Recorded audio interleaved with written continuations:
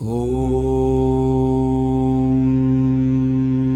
श्री गणेशाय नमः। ॐ श्री हनुमते नमः। ॐ पंचमुखी हनुमते नमः।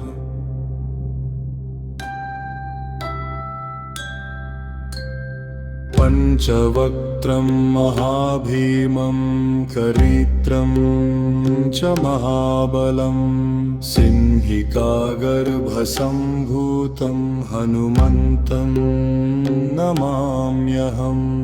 ॐ हनुमते रक्ष रक्ष सर्वतो माम्। हनुमते रक्ष रक्ष सर्वतो माम्। पूर्वे हनुमान् कपिमुखधारी रक्षतु माम्। दक्षिणे नारसिंहवपुर्मान् सदा पातु। पश्चिमे गरुडरूपवान् रक्षतु। उत्तरदिशि वराहरूप सदा रक्षतु माम्। ऊर्ध्वे हयग्रीवविग्रह पातु मे शिरः। अधस्तात् ब्रह्मास्त्ररूप पातु पादयुग्मं सदा मम। अष्टदिशि रक्षतु पञ्चवक्त्रः स्वप्ने जाग्रति गच्छतः। पश्यतः शयानं पश्यन्तं हसन्तं चलन्तं सर्वदा रक्षतु हनुमान् महाबलः। ॐ अञ्जनीसुताय महाबलाय रामदूताय नमः। ॐ किल्किलाय वीराय विक्रान्ताय नमो नमः। ॐ भूतप्रेतपिशाचादिनाशाय स्वाहा।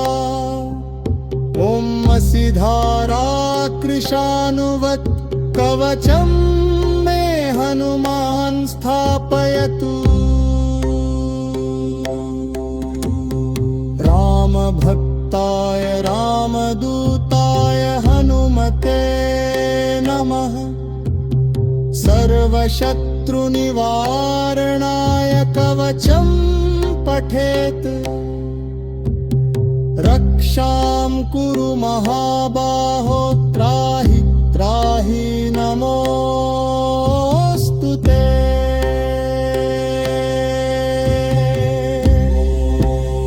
ॐ हनुमते नमः।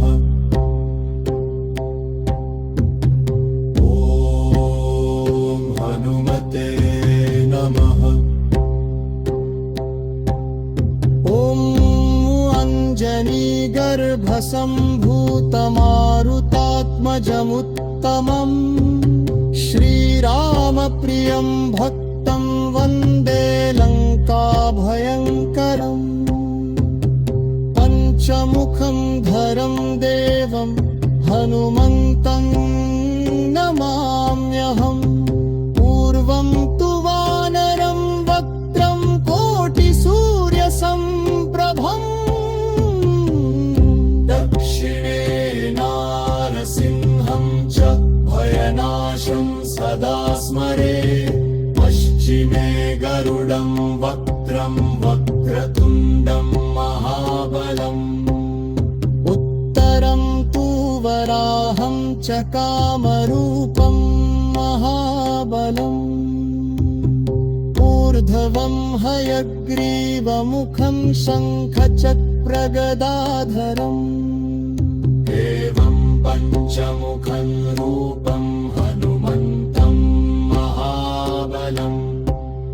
यो सर्वेत्रातरत्थाय सर्वशक्तिधराय स्मरेत् नाशयेत् दुःस्वप्नमशुभं दुष्टग्रहसमुद्भवम् अभिचाराणि सर्वाणि मन्त्रतन्त्राणि भूतले सापराधं न मुच्येत्तु पञ्चवक्त्रं हनुमतम् यं यं चिन्तयते कामं तं प्राप्नोत्यसंशयम् श्रीराम जय जय राम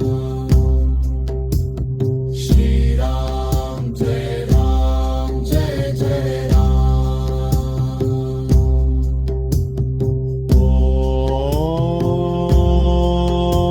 ॐ हनुमते रुद्रावताराय